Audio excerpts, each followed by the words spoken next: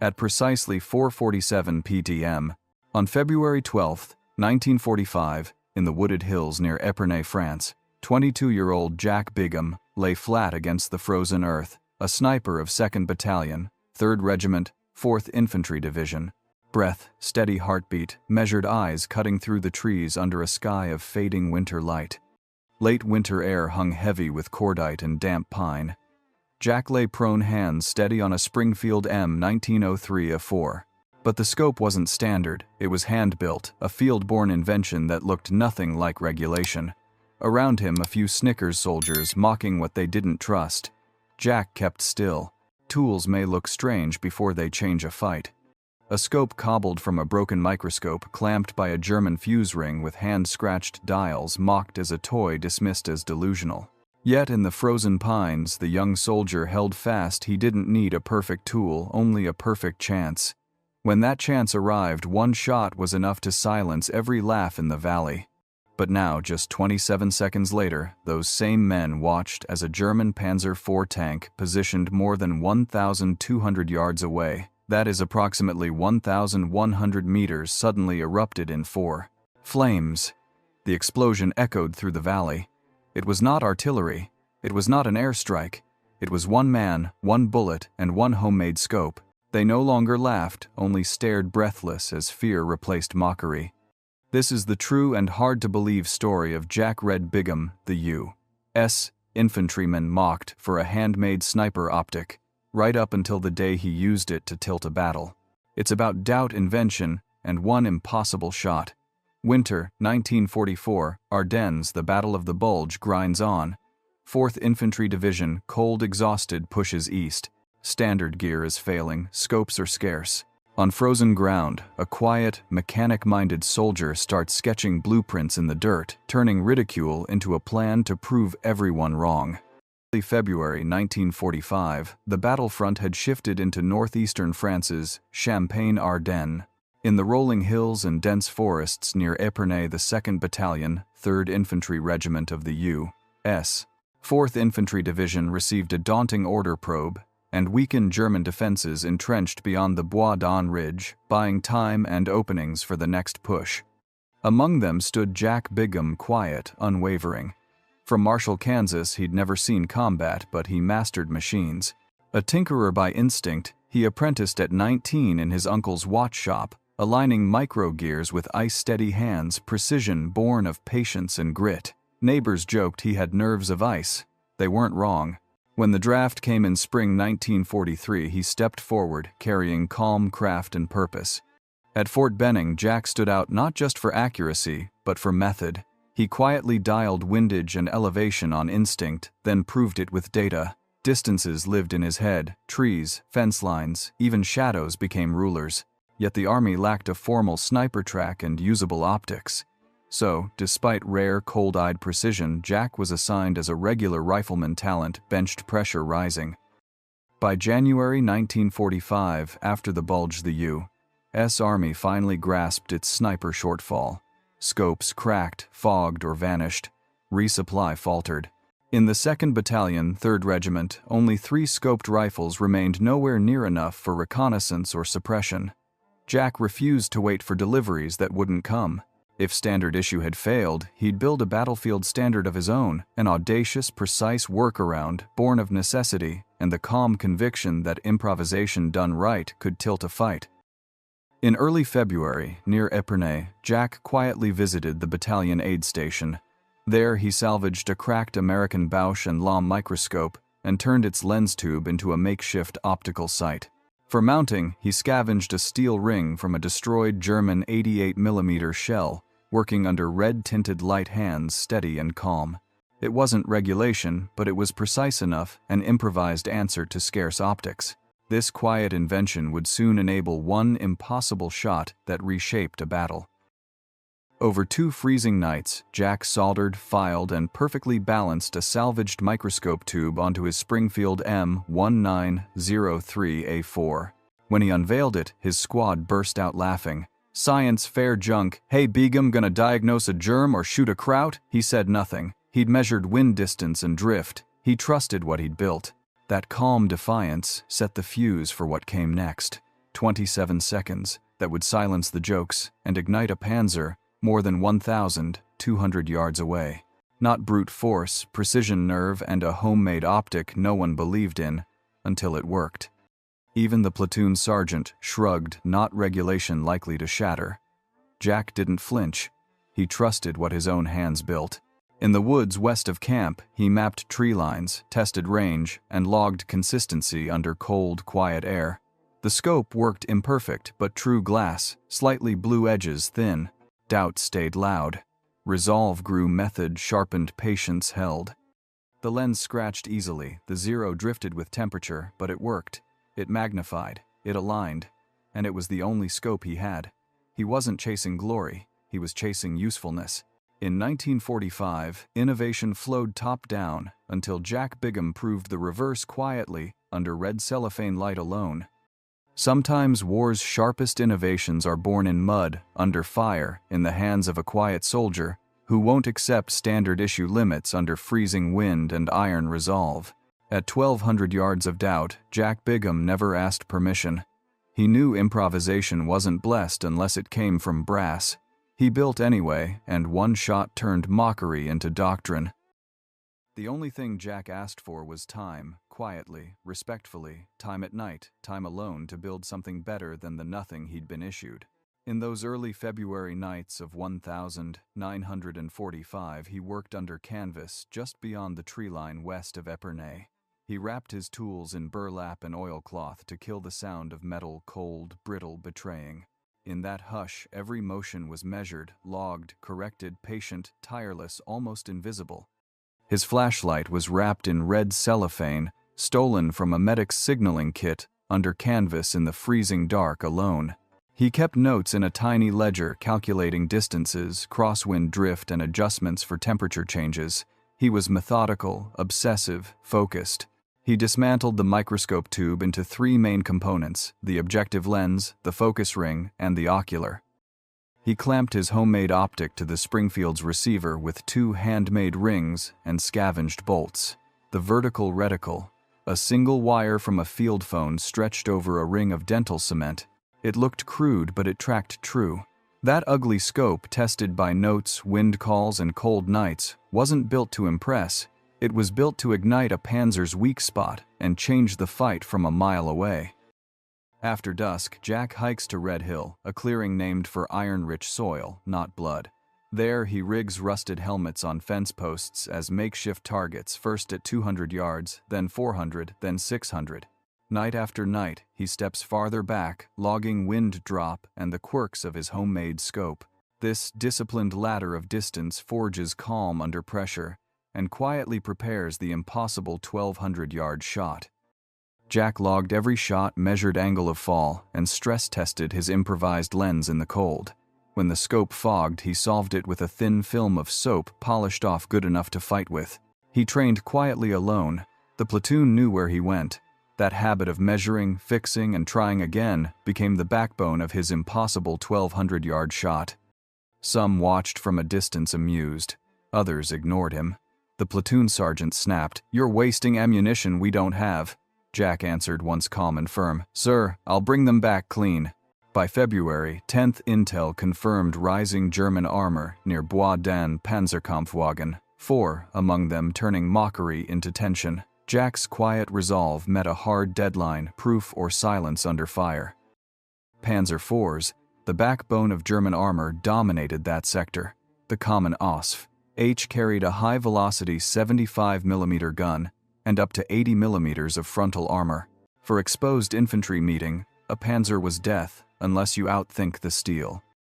In World War II, tanks were stopped by airstrikes, anti-tank guns or bazookas at knife fight range. Rifles weren't invited. Jack refused that rule. He studied Panzer IV diagrams until its rear engine deck became a map of vulnerabilities.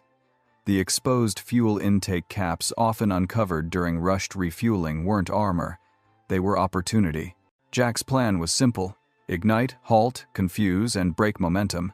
One precise shot at a soft spot could do what brute force couldn't: turn steel certainty into burning doubt. He'd seen it again and again: spare fuel cans strapped to the backs of German armor. standard procedure, quick to reach but fatally exposed. So he refused to duel with steel. He aimed for what steel couldn't protect: the soft intake and sloshing fuel. One spark could turn momentum into smoke, ignite the can, halt the tank, rip the crew from cover, and crack the formation's rhythm. Soft target, hard consequences, doctrine undone. His plan wasn't crazy, it was calculated. On February 11, 1945, 2nd Battalion, 3rd Regiment, reached the Bois d'Aune edge above a shallow Marne valley where German tanks moved unseen. One soft spot, one spark, and chaos would be enough. The 4th Infantry Division was ordered to punch through German lines, crush the last pockets of resistance, and seize the high ground for a spring drive into Germany. But scouts felt a snag: armor traffic was building along a dirt road, twisting through the tree line, quiet, covered, and perfect for tanks to slip by unseen.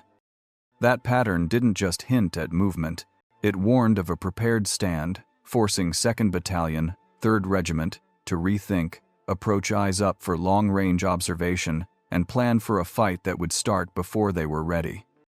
The road was narrow, muddy, and nearly invisible from the air, perfect for armor to slip by under a low ceiling of fog. Intelligence confirmed a grim picture: at least 3 Panzer IVs dug in along the forest's western edge, rotating every 6 hours. The pattern said one thing: the Germans were preparing to stand and bleed the advance. At the morning briefing, Lieutenant Colonel Harris broke routine with an unusual request: place a silent, steady shooter where it hurts most, watching that road, timing the movement, and turning concealment into our advantage. Before dawn, command wants one man in the pines, quiet, steady, fluent in the ground he'll crawl. The order sounds simple, but it isn't. Watch the German vehicles, and if a clean window opens, disrupt without touching infantry. No heroics, no spray and pray. Create confusion, pick off an officer, force a costly delay. The line won't move by brute force tonight. It'll bend under precision, patience, and a heartbeat you can't hear. If he does it right, the tanks arrive late, and someone else gets to see the sunrise. One name rose above the noise: Begum. Inside the command tent, Harris studied him like a tool he didn't trust. Heard you've been playing scientist with a rifle. Yes, sir. Past 400 yards, I know it can, sir. Harris didn't nod. He didn't smile. Doubt met discipline. Belief met doctrine. The proof would come at range: cold wind, one chance, no second shot. Harris traced a circle on the map grid. 17 Alpha, a pine thicket, 1,200 yards from the Panzers. Clear sightline, but beyond regulation, beyond doctrine. The order was simple and merciless: before dawn, no backup, no noise, no second chances. Yes, sir. That night, Jack packed light, sealing his nerves in frost-bitten silence, and stepped toward the ridge where one shot could rewrite the morning. At sunset, Jack stepped off alone, Springfield with a homemade scope, 40 hand-picked rounds, wire cutters, 2 canteens, a chocolate bar, no sidearm. He crossed the frost-glazed field toward Grid 17. Alpha reached the ridge after midnight and scraped a shallow hide beneath a fallen pine patient, precise, invisible. Above him, the moon filtered through a thin cloud cover, casting long silver shadows across the treetops. The night was deathly quiet. No insects, no wind, just the distant thud of artillery and the occasional bark of a German machine gun far to the east. Jack adjusted his scope. He marked notches on a branch above his position to track the changing wind. Breath held heartbeat, counting steady and slow. He gauged distance by fence lines and the valley's width, then rechecked the mounting rings until every thread felt tight and true. He settled prone, utterly still, for nearly 6 hours. Just before dawn, a thin column of smoke rose on the horizon. The Panzer advanced, slow and deliberate, exactly as he had feared and planned for. Then the valley held its breath. It slipped from the tree line and halted just past the ridge, steam whispering from its exhaust. A bareheaded crewman, likely the loader, stepped out and began refueling from a jerry can strapped to the rear hull. The soft target was exposed, fragile and flammable under cold breath and thin mist. It was exactly what Jack had been waiting for. One mistake, one exposed canister, one chance. He exhaled slowly. At 1,200 yards, a target no bigger than a lunchbox with less than 3 seconds of visibility waited in the fog. He steadied the crosshairs, stilled his heartbeat, and let training overrule fear. His finger found the trigger. The world fell silent, a cold metallic stillness as calculation met courage across a muddy French valley almost 3/4 of a mile away under thin gray dawn. No spotter, no support, no guarantee, just one man, one rifle, and one improvised scope. Jack Bigham steadied his breath. His body stayed still while his mind raced between heartbeats in freezing silence, dust hanging weightless. The target resolved in the cold morning light, a German Panzer IV Ausführung H, caked in mud and frost, its 75mm cannon angled slightly downward as it idled one chance to rewrite the fight. Behind it, 2 crewmen were refueling from a canister strapped to the rear hull. They moved quickly, assuming they were safe. The American front line was over a kilometer away. No one would dare shoot from that far. Jack's eyes narrowed. He was not aiming for the tank's turret or hull. That would be suicide. He aimed instead at the exposed fuel can. The Panzer's frontal armor, about 80mm, could shrug off a .30 caliber Springfield, flattening a round like a coin. Jack never meant to pierce steel. He aimed for something soft and flammable, the exposed refuel point and its jerry can. He had studied hurried German procedures under pressure spills, loose caps, fleeting windows, then waited for that single, decisive fire-starting shot. Silent patience meets engineered vulnerability. If the crew left the cap loose or spilled even a few ounces of fuel near the intake, it could catch fire, and if the flame reached ammunition near the engine bay, even a rifle round might trigger catastrophe. He aligned the reticle, choosing the soft spot with calm precision, improvise, adapt, think beyond standard issue. Hand-painted wire stretched across the view like a cross of light.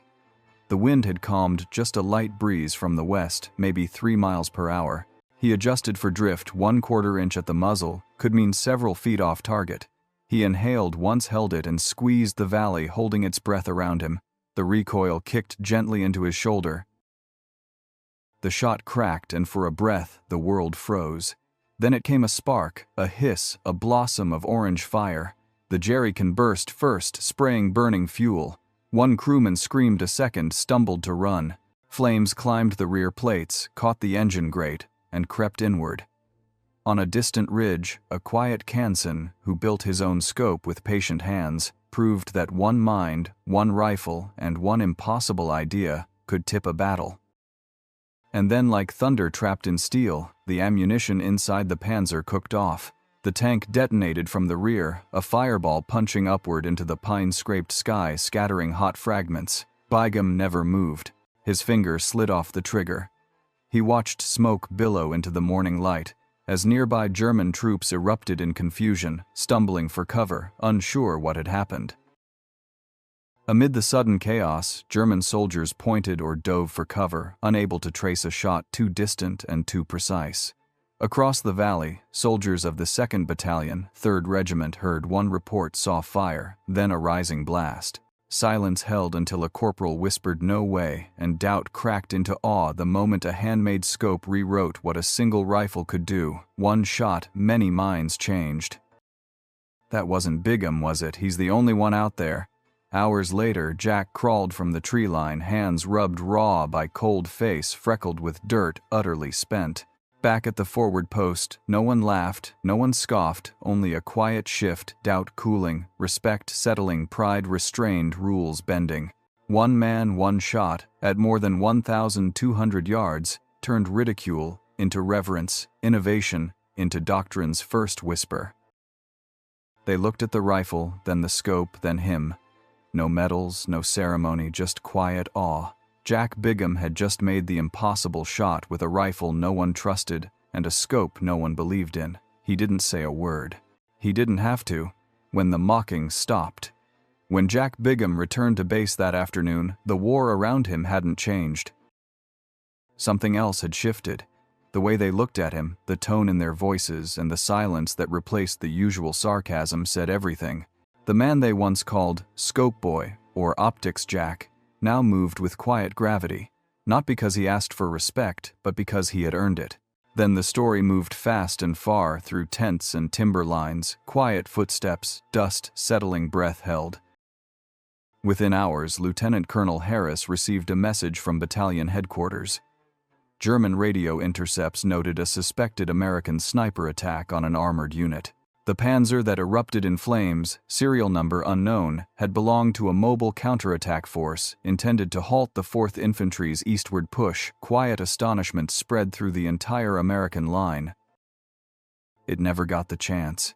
One shot crippled the countermove and sent a quiet ripple through steel and doctrine, quietly, irrevocably across winter pines, cold and permanent. German crews rewrote habits, fuel canisters stowed farther from the rear deck. Refueling delayed until vehicles were under cover. Hatches kept shut unless absolutely necessary. Fear replaced momentum. A single mind, a single lens, a single decision forced an army to adapt. That kind of adjustment didn't come from a rumor. It came from fear. The command staff at 23 called Jack in for a debrief the next morning. The officers wanted to know everything, his process, his calculations, his scope. He brought it in the handmade optic, now blackened slightly from residue and frost. In the tent, silence weighed like cold iron. Jack calmly laid out how he repurposed a broken Bausch and Lomb microscope, calibrated with disciplined match marks and deliberate trial and error, then painted a reticle from a single wire pulled from a communications cable. Humble, yet precise. Officers took real notes. For the first time, they truly listened. Lieutenant Colonel Harris leaned in. "Could you teach this?" Jack answered without pause. "Yes, sir." From that moment, quiet invention became shared craft, spreading steadily forward. The next week, he was temporarily reassigned to division-level training, not permanently, just long enough to pass his method to a few hand-picked riflemen from the 4th Infantry. His creed was simple yet forceful. Improvise with precision, measure everything, and trust your instincts, but verify them with data. In a cold, quiet room, lessons clicked. Fieldcraft met proof, intuition met records, a small course with lasting shockwaves quietly reshaping how marksmen think. One of the sergeants who once mocked Jack asked to borrow the scope just to look. Jack handed it over. He lifted it to the light, frowned, and gave it back. "Ugly," he muttered, "but it works." And by dusk, curiosity replaced mockery. Word spilled past their unit, turning a handmade optic into proof that precision could be built, not issued. Another battalion sent a runner requesting Jack's live demonstration. A division major arrived without notice, demanding a written summary. Amazement spread. A homemade scope forged in the woods from scrap and solder had achieved what no regulation rifle achieved there. Under pressure, in cold silence, changing minds. It stopped a tank not by brute force but by outthinking it. Jack did not gloat. He never was that man. He stayed quiet, spending evenings rechecking the scope, cleaning the bolt, and running his fingers along the cold steel barrel like a mechanic inspecting an engine. He knew better than anyone. He was not chasing glory, he was chasing reliability, precision, and quiet, repeatable truth. The rifle, the scope, and the shot became one story, Jack's story. He never asked for recognition, yet the army began to watch. In a war of machines and mass production, Jack Bigham proved something old. Sometimes the most powerful weapon isn't issued. It's the one built by your own hands, quiet, exacting, resilient, yet impossible to dismiss.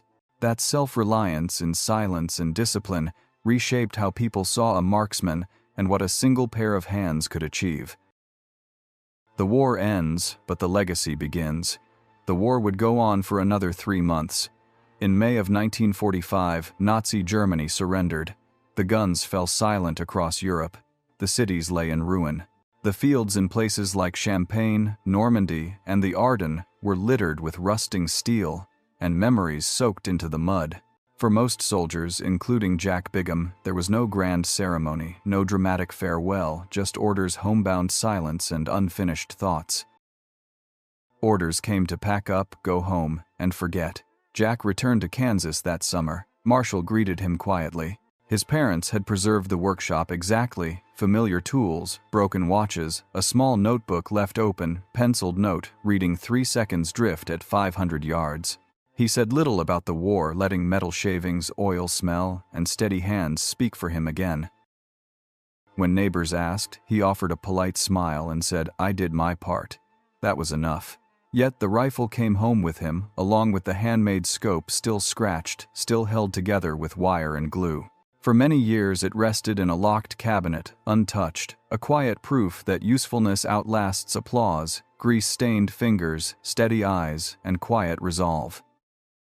In the mid-1950s, Jack stood before veterans carrying his rifle and a handmade scope, not to boast but to prove what purpose and the right mindset can achieve. The room fell quiet as he spoke of ridicule of setbacks and of steadfast perseverance. The lesson endured: innovation can begin at the front line, and respect follows real merit, not medals. It was never about the scope, it was the belief that we can make it better even when no one believes with us. Though the Army never formally adopted Jack's design, his story seeped into the trade lore of infantry, sharpshooting one person, one handmade tool, and an unyielding mindset that outlived hardware. Frontline innovation carried forward, shaping how skill, discipline, and creativity endure across generations. During the Korean War, and even Vietnam, instructors would occasionally tell new recruits about a Kansas boy who built his own scope and took out a tank. Details grew larger, as war stories do, yet the core truth remained: one soldier's willingness to think differently made a measurable difference. In the late 1970s, a military historian tracked Jack down. They spoke for hours, quietly, steadily, beyond doubt, hard-won. In a quiet room, Jack opens a flannel-lined case and lifts the handmade scope like sworn testimony. The historian leans in, notes every line with careful patience, and a little-known chapter, Tools of Last Resort, Ingenuity in Combat, gives voice to frontline ingenuity. That same year, the scope and rifle reach the Kansas Military History Center, where visitors pause, breathe slowly, and understand quiet hands lasting echoes across generations. Inside a quiet museum, a glass case rests beneath a faded portrait, a square jaw, steady eyes, grease-stained fingers. Most people pass by. A few stop, lean in, read the caption, trace the scratches in the steel, and they understand. This isn't a tale of medals or fanfare, but the legacy of a quiet invention that lit a spark in mud and cordite. It was a story about a quiet mechanic who refused to accept the word impossible. Jack Bigham never sought legacy, but he left one anyway. How one bullet changed doctrine. Jack Bigham never considered himself a strategist.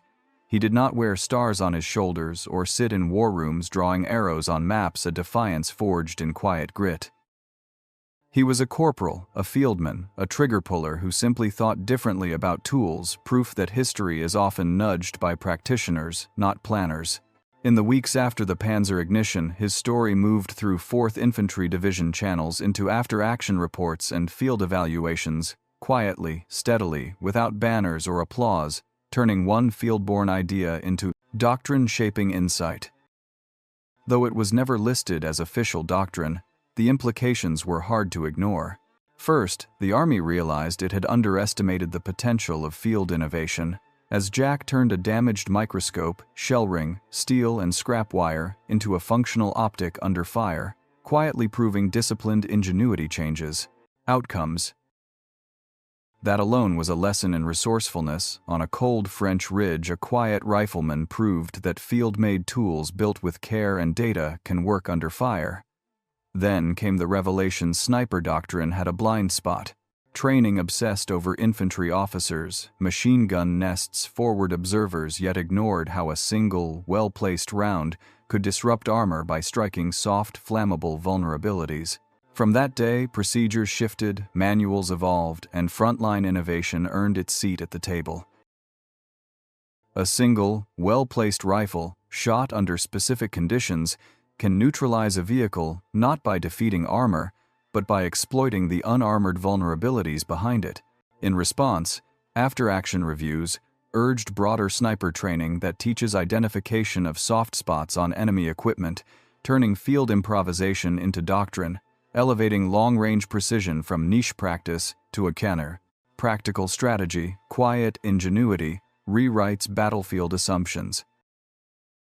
In the late 1940s, a modest field manual line emerged train personnel to identify and exploit exposed support elements of mechanized units when conditions allow.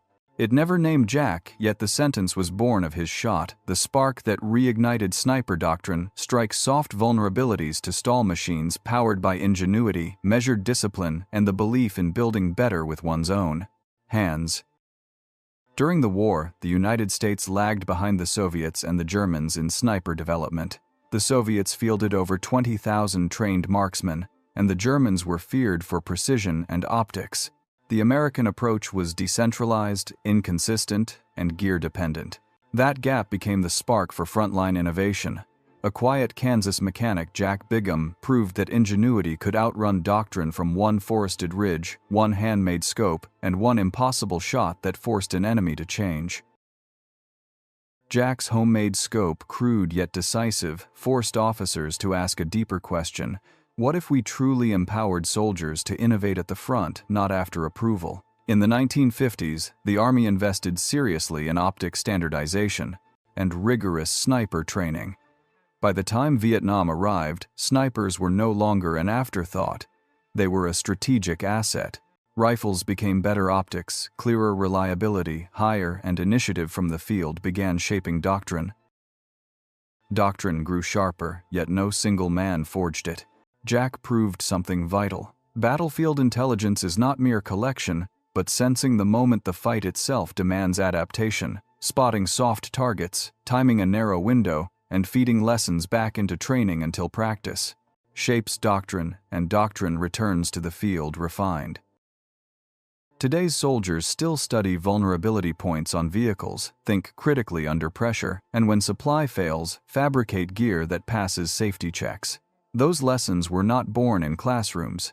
They trace back to a lone rifleman in a French forest who refused to accept standard issue as the only option, aimed for soft targets instead of armor, and proved that precision plus imagination can bend outcomes. Doctrine evolved, training expanded, and a simple truth endures: ingenuity under fire saves lives and time. What will you improvise when the manual runs out? One shot, one scope, one quiet defiance, and a ripple that carries through generations of marksmen, engineers, and soldiers who learn that precision is not only the tool, but the will behind it. Monuments name the few, yet history is often forged in quieter moments, forged in mud, frost, and doubt.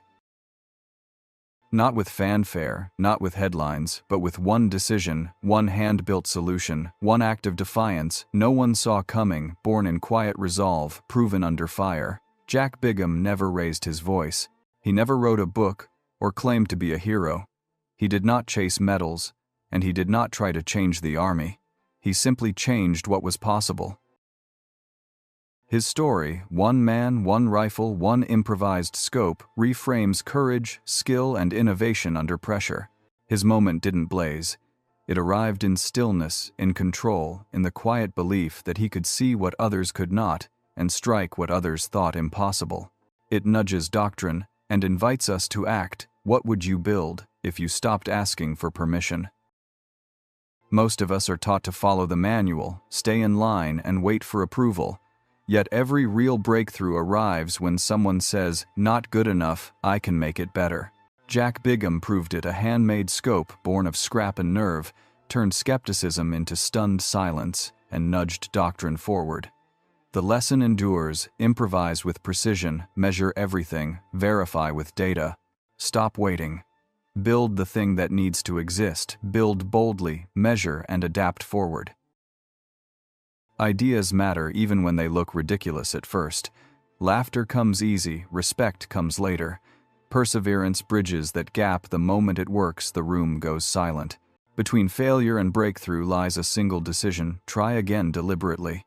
Now picture the field: mud, fear, steel, a world where conformity keeps you alive, yet real progress demands a step beyond it. Jack chose that step, aimed for the soft spot, and proved that frontline ingenuity can rewrite the rules. In a world ruled by orders, one soldier rewrote the rules. With nothing but a cracked microscope and a steel ring torn from enemy shrapnel, Jack Bigham shifted a battle's fate by thinking beyond obedience, not by following it. Today, technology surrounds us, precision is engineered, tools are factory-made, digital exact, and yet the spirit that drove Jack endures courage, craft grit, and quiet defiance. That spirit matters more than ever. Build what you need, measure everything, trust, instincts, verify with data. Because we still face challenges that cannot be solved with standard issue thinking, problems that require someone willing to say, "I'll build it myself, I'll figure it out." Maybe that's you right now, right here. Maybe you've been told your idea will not work, that it looks strange, that it is a waste of time, that nobody does it that way. Remember, Jack Bigham, one quiet mind, one handmade optic, and one impossible shot, turned doubt into doctrine. And maybe, just maybe, that's exactly why you should keep going. Jack's path proves innovation isn't a department, it's a mindset forged in mud, cold, and doubt. With measured notes and a handmade optic, he aimed past armor toward a soft truth. Small, precise changes can ripple into doctrine. One man, one lens, one bullet, still speaking across decades, reminding us that persistence turns ridicule into respect, and quiet craft into living legacy. What about you? What struck you most? The laughter he endured, the silence after the shot, or the legacy no one expected? Maybe it's the question between the lines. What would you build if you stopped waiting for permission? Tell us below. Your voice matters and your story could be next. Keep going. Your belief can ignite impossible ideas. And if this story moved, you share it. Because somewhere, someone is holding their own version of that homemade scope, wondering if it's enough. Maybe your belief in them is the shot they've been waiting for right now, for someone waiting quietly. Thank you for watching.